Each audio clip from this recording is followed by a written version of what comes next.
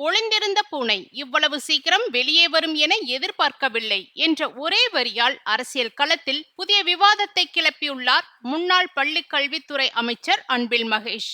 அதாவது திமுக ஆட்சியில் ஒரு குடும்பத்தில் ஒரு பயனாளியாவது இந்த அரசில் பயன்பெற்றிருப்பார் என்ற நிலைமையை உருவாக்கி தந்துள்ள தமிழக முதல்வர் ஸ்டாலினின் கரத்தை துணை முதல்வர் உதயநிதி ஸ்டாலின் வலுப்படுத்தி வருகிறார்.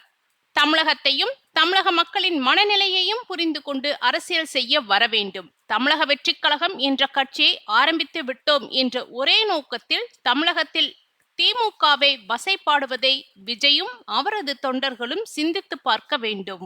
தமிழக வெற்றிக் கழகத்தின் முதல் மாநாட்டில் விசிலடிச்சான் குஞ்சு போல இன்று நம்மை யாரும் கூறிவிடக்கூடாது என்று விஜய் பேசியிருந்தார். தற்போது இரண்டாவது மாநாட்டில் தொண்டர்கள் முதிர்ச்சி அடைந்து விட்டனர். ஆனால் விஜய் முதிர்ச்சி அடையாமல் விசிலடிச்சான் குஞ்சு போல பேசியுள்ளார் என விமர்சித்துள்ளார்.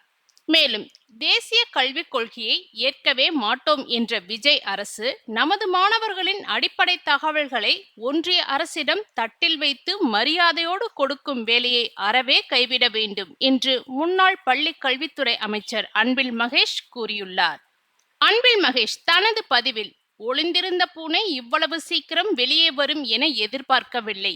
தேசிய கல்விக் கொள்கை 2020 ஒரு அங்கமாக APAAR கார்டு வழங்கும் திட்டம் உள்ளது. அதாவது ஒரே நாடு ஒரே அடையாள அட்டை என்ற அடிப்படையில் நமது தமிழ்நாட்டு மாணவர்களின் சுய விவரத்தை ஒன்றிய அரசிடம் ஒப்படைக்கும் திட்டம். இதைத்தான் வேறு வடிவத்தில் அமல்படுத்த இருக்கிறார்கள் என்பது தவேக அரசின் அமைச்சர் பேசியிருப்பதில் இருந்து தெரிய வருகிறது. அதுவும் மாண்புமிகு முதலமைச்சர் அவர்களின் ஆணைக்கிணங்க தேசிய கல்விக் கொள்கையை ஏற்கவே மாட்டோம் என்றவர்கள் இது போன்ற செயல்களில் இறங்கியுள்ளார்கள். 2000 கோடி என்ன, 10,000 கோடி கொடுத்தாலும் NEP 2020 ஏற்க மாட்டோம் என சொன்ன எங்கள் கழகத் தலைவர் அவர்களின் நெஞ்சுரம் இந்த ஆட்சியாளர்களுக்கும் வேண்டும். அது இல்லாமல் தேவையின்றி நமது மாணவர்களின் அடிப்படை தகவல்களை ஒன்றிய அரசிடம் தட்டில் வைத்து மரியாதையோடு கொடுக்கும் வேலையை அறவே கைவிட வேண்டும் என்று வலியுறுத்தியுள்ளார். பள்ளிக்கு செல்கிற குழந்தைகள் அனைவருக்குமே ஆண்டுதோறும் சாதி சான்றிதழை வழங்குவதற்கு மாற்றத்தை உருவாக்குவதற்காக நடவடிக்கையை மேற்கொண்டுள்ளோம். அவர்களுக்கு அடையாள அட்டை ஒன்றை வழங்க முடிவு செய்துள்ளோம். அதில் மாணவர்களுடைய முகவரி, சாதி சான்றிதழ், இரத்த வகை, ஆதார் மற்றும் தொலைபேசி எண் ஆகியவை இணைக்கப்படும். 10 மற்றும் 12ஆம் வகுப்பில் படிக்கும் மாணவர்களுக்கு முதற்கட்டமாக வழங்க உள்ளோம் என்று வருவாய்த்துறை அமைச்சர் செங்கோட்டையன் நேற்று கூறியிருந்தார். இதற்கு கடும் எதிர்ப்பு எழுந்துள்ளது.